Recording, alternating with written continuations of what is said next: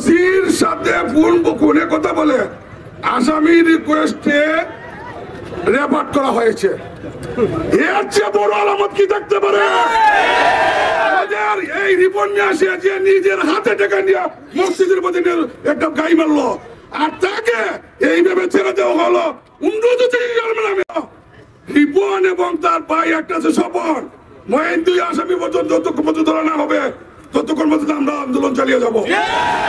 মামলা কিন্তু নেয় নাই, মামলা কিন্তু বিভিন্ন ভাবে হুমকি দিয়েছে আব্দুল কাইম ভাই এবং আমাদের সরকারকে সুযোগ গেছিলেন যে আপনি যে মামলা দিতে চাইছেন মামলা তো একটা হইব না, শিশু নির্যাতন আইনে এটার ব্যাপারে কি করবেন? এরা এখানে মামলা কিন্তু নয়। পরবর্তীতে ঘটনা যখন সে উপর থেকে অবশ্যই কিছু নির্দেশ পাইছে পাওয়ার পর সে এক কাপড় আইসে আলিমুল্লামার পরিবেশ দেখছে, দেখে সে নিজে একটু ভীত সন্তুষ্ট হয়েছে, এখানে আমাদের একটু পরিবেশ করার চেষ্টা করছে।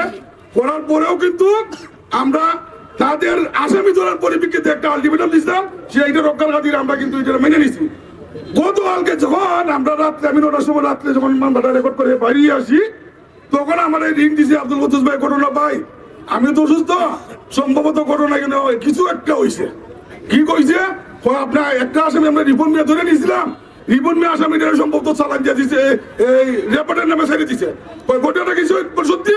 আমি সঙ্গে সঙ্গে হসপিটাল গেলাম, হসপিটালে গিয়ে হসপিটালের যে প্রাথমিক নোট, প্রাথমিক তথ্য আমি দেখলাম নাম, এই নামে রুগী টিকে আছে, উপরে যে চিকিৎসা দেয় এখানে একটা রেজিস্টার খাতা দেখা, এই খাতার মধ্যে নামও টিকে আছে, কিন্তু রেপোর্টের খাতায় লেখা ওসির সাথে ফোনে কথা বলে আসামি রিকোয়েস্টে রেফার করা হয়েছে। এর চেয়ে বড় আলামত কি থাকতে পারে?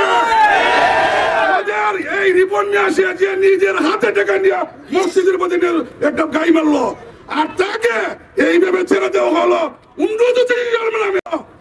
রিপন এবং তার ভাই একটা আছে স্বপন, মহিন দুই আসামি পর্যন্ত যতক্ষণ পর্যন্ত ধরা না হবে ততক্ষণ পর্যন্ত আমরা আন্দোলন চালিয়ে যাব।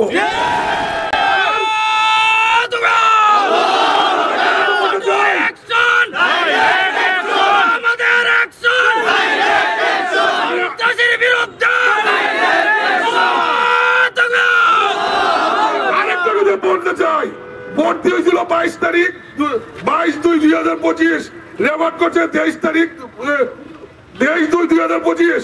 আমাদের এখানে মিটিং হয়েছিল 10:30টায়, এসপি সাহেব সার্কেল সহ ছিল। 11:30টায় মিটিং হলে পর আমাদেরকে মূল্যায়ন কোথায় করলো? সে 23 তারিখ আবার সে 2:30 মিনিটে রেকর্ড করে। এখানে আমাদের সরকার গাদ্দারি করছে,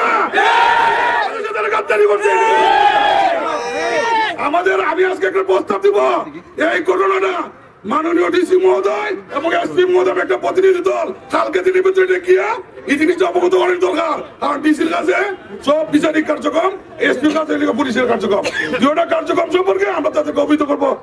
এই আপনাদের এখানে আমার প্রতি শেষ করলাম।